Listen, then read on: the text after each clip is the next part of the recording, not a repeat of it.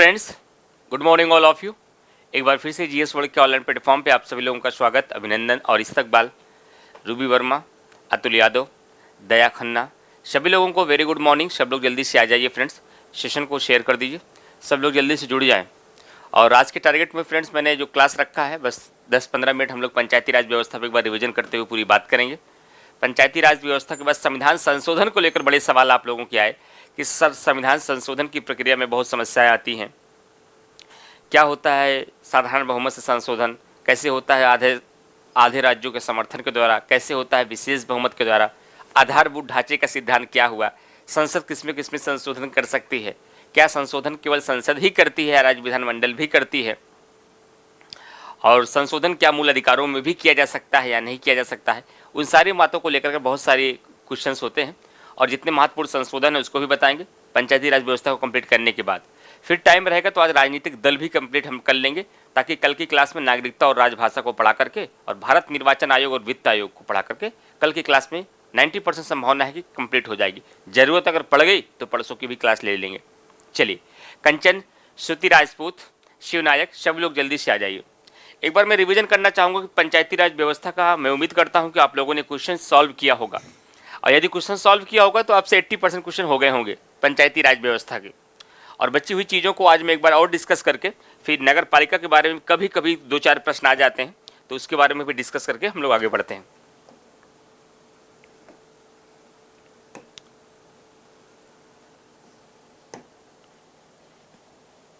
चलिए फ्रेंड्स, ध्यान रखिएगा, कल आप लोग पंचायती राज व्यवस्था की बात कर रहे थे, हम पूरा पंचायती राज व्यवस्था पढ़ा दिए थे। आज मैं इसका शॉर्ट में कैसे समराइज करता हूं उसको रिवीजन को देखिए। पंचायती राज व्यवस्था, इसी को स्थानीय स्वशासन भी कहा जाता है। लेकिन पंचायती राज व्यवस्था में मैंने आपको बताया था पहला सवाल क्या बनेगा, इसका उद्देश्य। उद्देश्य क्या है इसका? उद्देश्य की यदि बात की जाए, लोकतांत्रिक विकेंद्रीकरण, लोकतांत्रिक विकेंद्रीकरण प्लस विकास में जन भागीदारी, विकास एवं प्रशासन में जन भागीदारी, ये इसका उद्देश्य है। इसके मतलब को मैंने आपको समझा दिया था लास्ट क्लास में, ये इसका उद्देश्य हो गया। यदि इसके आगे की बात करें फ्रेंड्स तो ध्यान रखना है, इसके प्रतिपादक संविधान सभा के गठन के समय समर्थक कौन थे और विरोधी कौन थे, ये दोनों बातें आपको क्लियर होनी चाहिए। समर्थक प्लस विरोधी। समर्थक में महात्मा गांधी इसके समर्थक थे, महात्मा गांधी इसके समर्थक थे। कल वोट आया, पंचायती राज व्यवस्था पढ़ रहे हैं और कल ही इसका जश्न मना बहुत सारे ग्राम प्रधानों के द्वारा। कल 2 मई थी और इसका वोट आया, बहुत सारे लोग आपके जानने वालों में भी प्रधान बने होंगे। अच्छा, शिवनायक जी का 95% हो गए सर, बहुत बढ़िया बात है भाई, मैंने तो इतनी उम्मीद नहीं की, हम तो 80% के ही अंदाजा लगाए थे। यदि 95% क्वेश्चन आप लोगों को पंचायती राज व्यवस्था इतना ही पढ़ने में हो गए तो बहुत बड़ी बात है। वैसे तो बहुत कम समय मिला था, बहुत सीमित में मैंने पढ़ाया आपको, लेकिन फिर भी कवर कर दिया था मैंने प्रीलिम्स लेवल पर जितने क्वेश्चन हैं। और समर्थक में मैंने कहा महात्मा गांधी जी हैं, विरोधी में इसमें डॉक्टर भीमराव अंबेडकर हैं, डॉक्टर भीमराव अंबेडकर हैं। अगर इसके बात की जाए कि संविधान में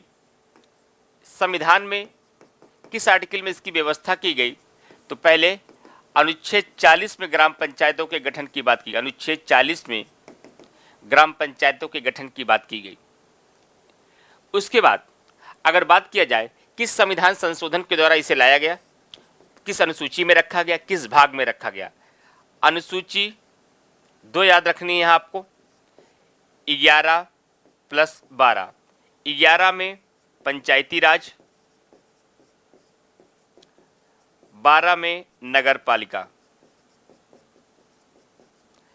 लेकिन जहां पंचायती राज है इसे 243 से लेकर के 243 ओ तक रखा गया और नगर पालिका को 243 पी से लेकर के 243 जेड जी तक रखा गया।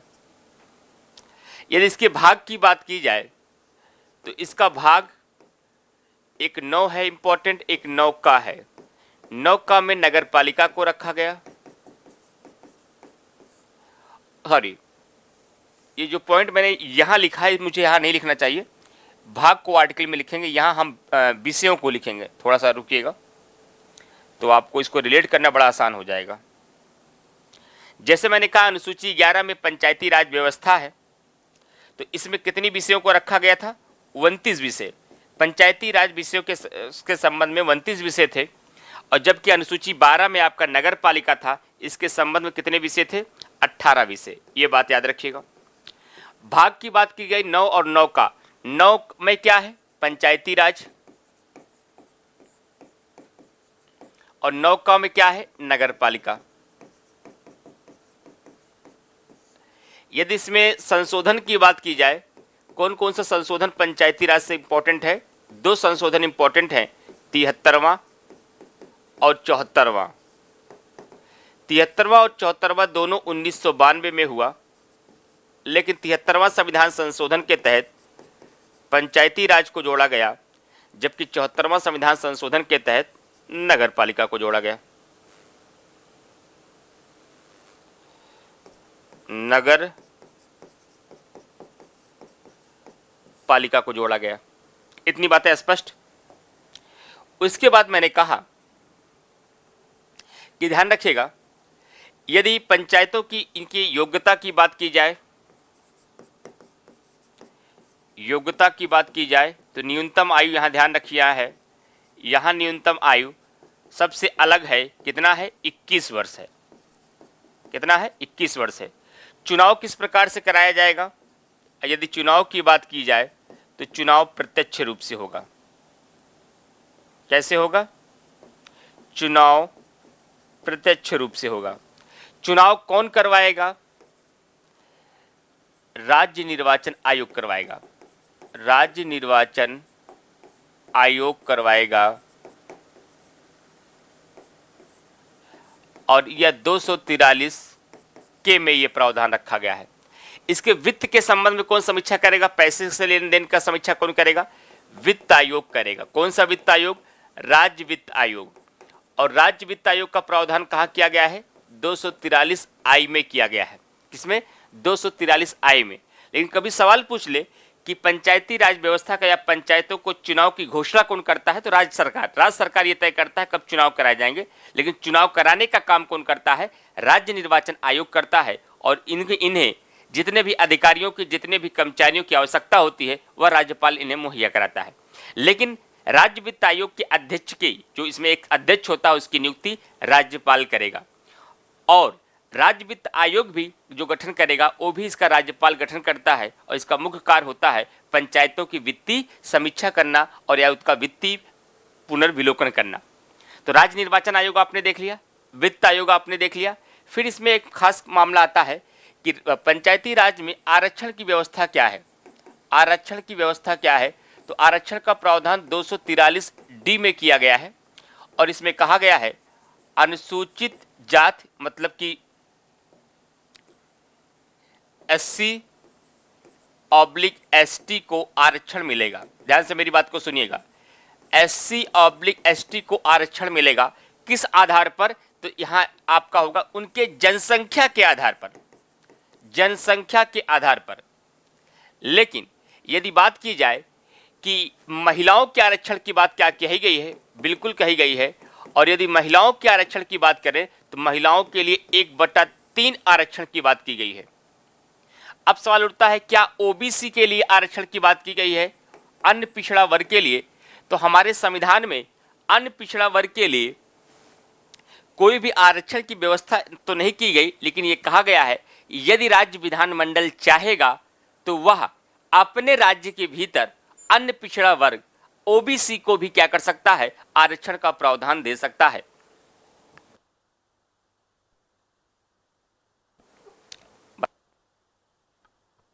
लेकिन ध्यान से सुनिएगा मेरी बात को। मैंने कहा अनुसूचित जातियों और अनुसूचित जनजातियों के लिए आरक्षण उनकी राज्यों में जितनी जनसंख्या होगी उस जनसंख्या के अनुपात पर राज्य विधानमंडल तय करेगी कितना आरक्षण उनको दिया जाएगा। लेकिन यदि बात की जाए महिलाओं के लिए, तो महिलाओं के लिए आरक्षण फिक्स कर दिया गया है कि जितनी भी सीटें आवंटित की जाएंगी उन सीटों में 1/3 सीटें महिलाओं के लिए होंगी। लेकिन महिलाओं का जो आरक्षण होगा वह आरक्षण के भीतर आरक्षण होगा।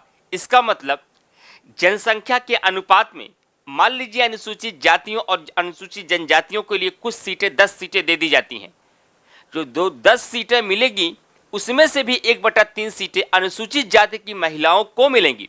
संपूर्ण सीटों में 1/3 सीटें तो महिलाओं के लिए आरक्षित होंगी, लेकिन उसी संपूर्ण सीटों में से जो अनुसूचित जातियों के लिए आरक्षित की गई है उस अनुसूचित जातियों की सीटों में से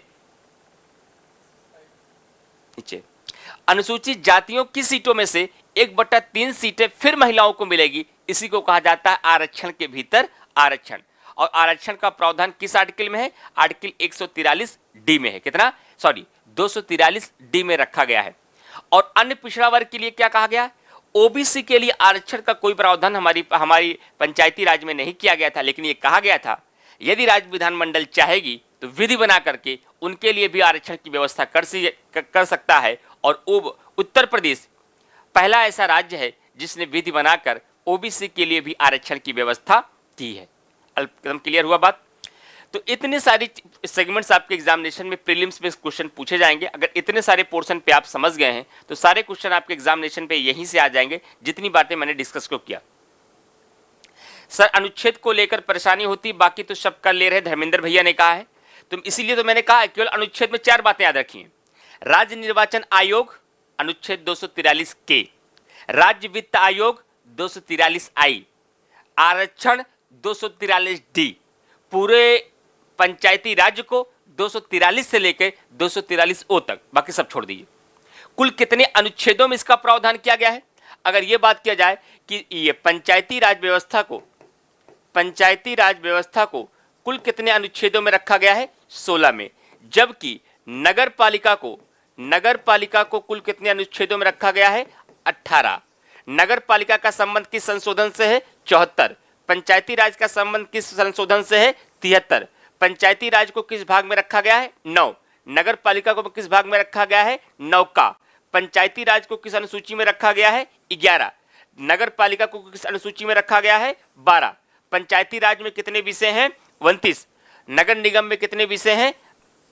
18। इसका योग्यता क्या होनी चाहिए? न्यूनतम 21 वर्ष।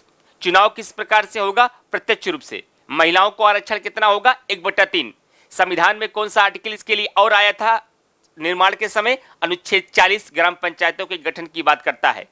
अनुसूचित जाति और जनजातियों का आरक्षण कितना होगा? उनकी जनसंख्या के अनुपात में। इसका उद्देश्य क्या होता है? लोकतांत्रिक विकेंद्रीकरण, ताकि प्रशासन की भागीदारी नीचे तक पहुंचे और नीचे स्तर पर भी लोगों का विकास हो पाए और अपने ही स्तर पर अपनी समस्याओं का समाधान कर पाए।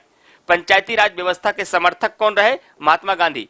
इसके विरोधी कौन रहे? डॉक्टर भीमराव अंबेडकर। ग्रामीण स्तर पर स्थानीय स्वशासन के लिए क्या है? पंचायती राज। शहरी स्तर पर स्थानीय स्वशासन के लिए क्या है? नगर पालिका। बस, क्या दिक्कत है?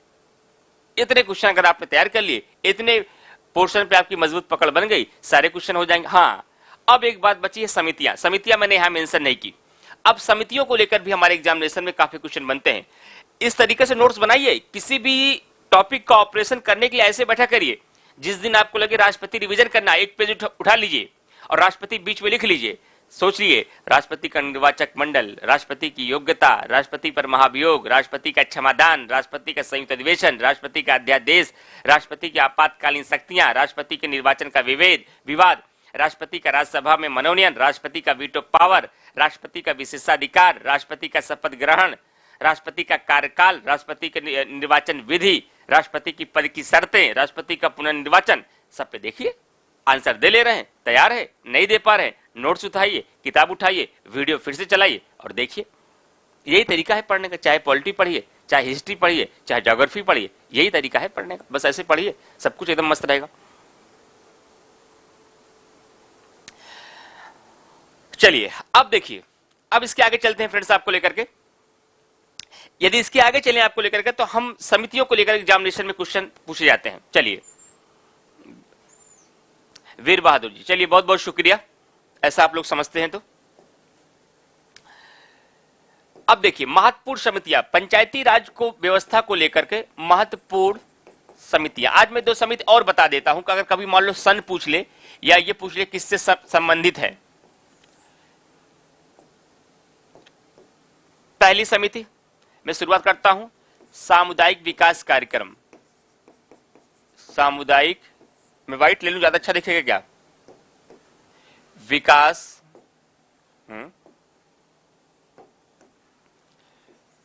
विकास कार्यक्रम। उसके बाद बलवंत राय मेहता समिति।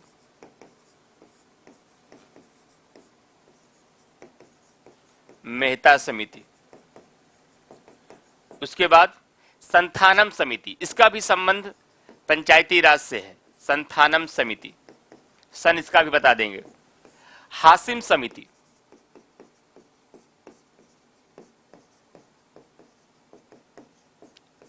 अशोक मेहता समिति। अशोक मेहता समिति। पीवीके समिति। पीवीके समिति। एलएम सिंधवी समिति। एलएम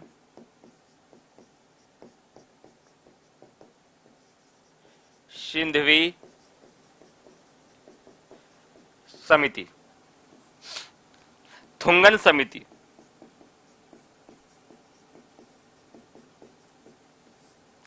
वर्धा समिति। पहला क्वेश्चन तो याद कर लीजिए, ये सारी समितियां पंचायती राज व्यवस्था से हैं। ये सारी समितियां सब पंचायती राज व्यवस्था से। पहला क्वेश्चन तो आप ये याद करिए। दूसरा, सबका गठन कब किया गया, यहां से क्वेश्चन बन सकते हैं। सामुदायिक विकास कार्यक्रम 1952 में चलाया गया, असफल रहा, अभी बताएंगे। बलवंत राय मेहता समिति, वैसे तो सही बलवंत राय मेहता समिति बताया आपको 1956 में आई थी, लेकिन इसने रिपोर्ट 1957 में प्रस्तुत किया, इसलिए प्राय किताबों में 1957 दिया रहता है। संथानम समिति जो है ये 1963 में आई। हासिम समिति जो है ये 1964 में आई। अशोक मेहता समिति है 1977 में आई। पीवीके समिति ये 1985 में आई। एलएम सिंधवी समिति 1986 में आई। थुंगन समिति जो आपकी है 1988 में आई। वर्धा समिति आपकी 1991 में आई।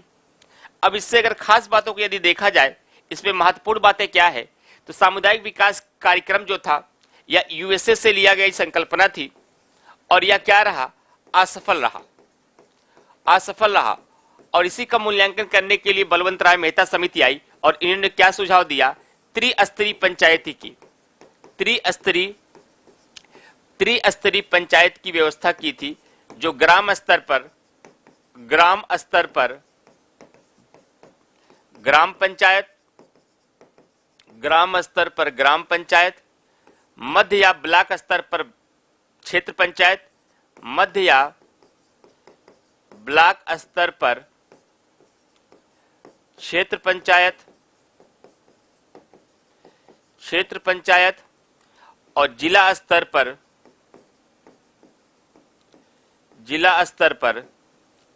जिला परिषद की बात की। जिला परिषद की बात की। लेकिन उसके बाद संथानम समिति कोई खास प्रश्न नहीं आएगा। हासिम समिति केवल सल जानिएगा, और ये जानिएगा पंचायती राज व्यवस्था से है।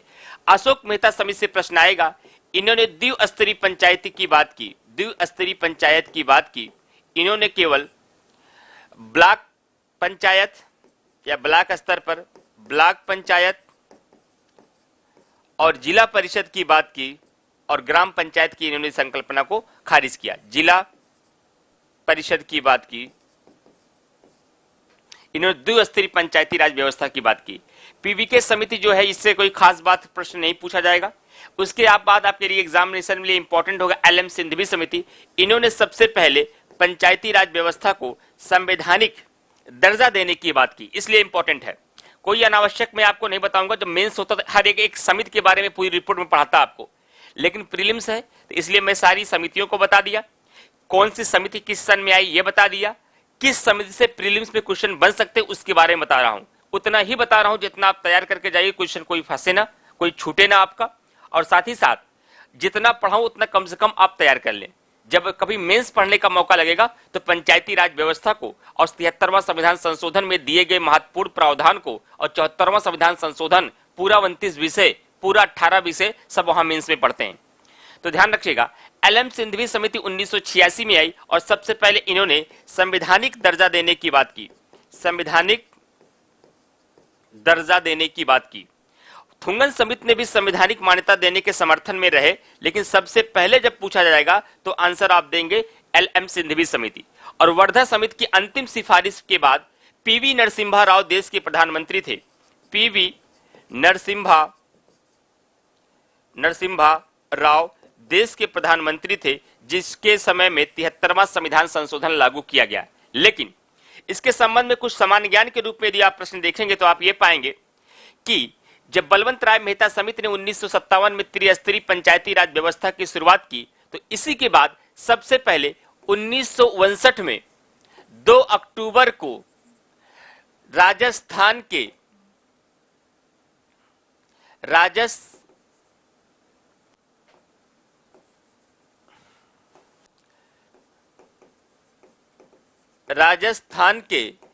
नागौर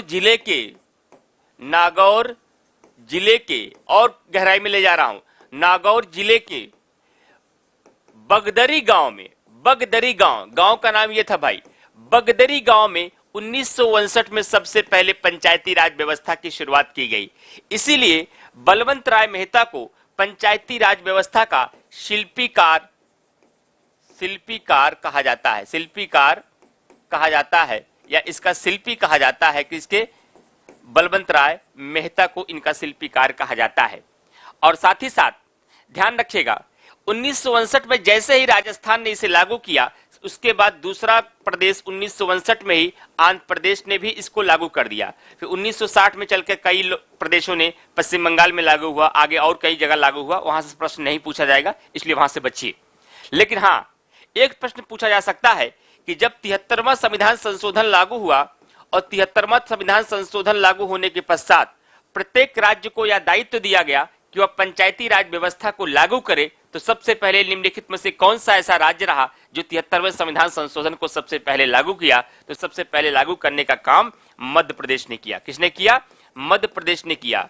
और जब कब इसको संवैधानिक दर्जा दे दिया गया, मैंने कल की क्लास में बताया भी था, कल्याणी की सैटरडे की क्लास में, जब इसे संवैधानिक दर्जा दे दिया गया तो संवैधानिक दर्जा देने के बाद अगर कोई राज्यों का क्या करती, अगर कोई राज्य पंचायती राज व्यवस्था का गठन नहीं करती तो वह संवैधानिक तंत्र की विफलता मानी जाती कि सरकार के द्वारा दिए गए निर्देशों का पालन नहीं कर रहे हैं। और सरकार के द्वारा दिए गए निर्देशों पर यदि कोई राज्य पालन नहीं करता है तो अनुच्छेद 365 के तहत भारत का राष्ट्रपति वह राष्ट्रपति शासन भी लगा सकता है। ये बात मैंने आपको राष्ट्रपति शासन के समय बताई भी थी कि 365 के तहत किसी राज्य में राष्ट्रपति शासन तब लगता है जब केंद्र सरकार के द्वारा दिए गए निर्देशों का पालन राज्य सरकार के द्वारा नहीं किया जाता। चलिए, अब इस प्रकार से आपका पंचायती राज व्यवस्था कंप्लीट हुआ, लेकिन फिर भी नगर पालिका को लेकर कुछ बातें मुझे बतानी थी, तो नगर पालिका को मैं एक बार फिर से डिस्कस कर देता हूं। नगर पालिका से कोई प्रश्न आपके एग्जाम में बनते भी नहीं फ्रेंड्स, पहले बात ध्यान रखिएगा।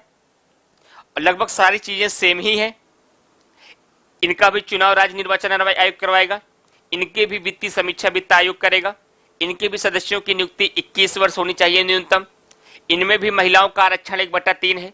इसमें भी अनुसूचित जातियों और जनजातियों का आरक्षण जनसंख्या के आधार पर है। इनका भी चुनाव प्रत्यक्ष रूप से होगा। बस अंतर इतना है कि यहाँ पे आपका ग्राम पंचायत, क्षेत्र पंचायत और जिला परिषद था, यहाँ नगर पंचायत, नगर पालिका और नगर निगम होगा। ये 3 शब्दों को समझना होगा, किसे नगर पंचायत कहा जाएगा, किसे नगर पालिका परिषद कहा जाएगा और किसे नगर निगम कहा जाएगा। क्लियर? इन बातों को आपको यहां पर समझना है, बाकी सारी चीजें वही हैं। लेकिन नगर निगम से अगर कोई प्रश्न पूछा जाता है तो 74वां संविधान संशोधन, 12वीं अनुसूची, 12वीं अनुसूची में दिए गए 28 विषय, कितने विषय हैं इसके बारे में पूछ लेता है। और सबसे पहले नगर निगम कहां पर बना, अगर सबसे पहले इसको कब लागू किया गया। एक बात और ध्यान रखिएगा, पंचायती राज व्यवस्था को 24 अप्रैल 1973 को लागू किया गया, इसलिए प्रत्येक वर्ष 24 अप्रैल को पंचायती राज दिवस मनाया जाता है। और पंचायती राज व्यवस्था हमारे संविधान की राज्य सूची का विषय है। यहां से 8-9 बार क्वेश्चन पूछे गए हैं, ये मैं पहले इस अनुसूची में आपको पढ़ा दिया हूं, लेकिन यहां मैं फिर से एक बार रिपीट कर दे रहा हूं कि पंचायती राज व्यवस्था राज्य सूची का विषय है। और आपको मैंने बताया था कि पंचायती राज्य व्यवस्था में यह राज्य सूची का विषय है और इसके अंतर्गत 29 विषयों को रखा गया है। ठीक, अब देखिए नगर पालिका को लेकर और क्या क्या प्रश्न बन सकते हैं, एक बार मैं पीडीएफ के माध्यम से इसको रिपीट कर देता हूं। संविधान के अनुच्छेद 243 द के तहत नगर पालिका की संरचना से संबंधित प्रावधान दिए गए हैं, जो इस प्रकार हैं। प्रत्येक नगर पालिका क्षेत्र को प्रादेशिक निर्वाचन क्षेत्रों में बांटा जाएगा। प्रादेशिक निर्वाचन क्षेत्र का मतलब समझते हैं ना? अरे भाई, जैसे मान लो ये उत्तर प्रदेश का है और उत्तर प्रदेश के आपको, और इसमें नगर पालिका, मान लीजिए ये प्रयागराज है, अब यहाँ नगर निगम है, तो ये प्रादेशिक निर्वाचन क्षेत्र का मतलब कुछ एक निश्चित क्षेत्र होगा कि नगर निगम कहाँ लगेगा, जितने क्षेत्रों में बांटा जाता उसी प्रादेशिक निर्वाचन क्षेत्र कहते हैं।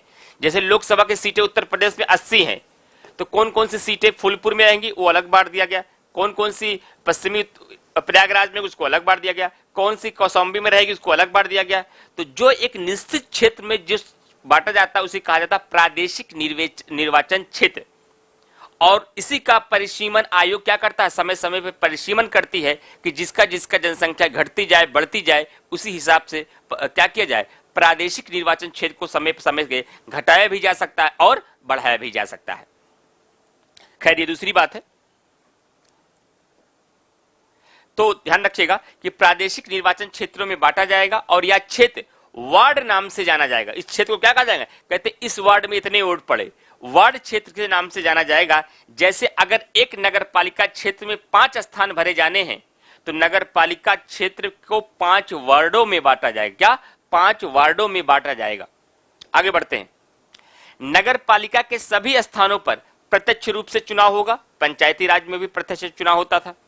नगर पालिका के अध्यक्ष का चुनाव प्रत्यक्ष पद्धति से होगा या अप्रत्यक्ष, यह तय करने की शक्ति किसको दी गई है, राज्य विधानमंडल को दी गई है। अगर नगर पालिका के अध्यक्ष के चुनाव की बात आती है तो नगर पालिका की अवधि ड्यूरेशन क्या होती है, वही सेम ड्यूरेशन जो पंचायती राज व्यवस्था की होती है।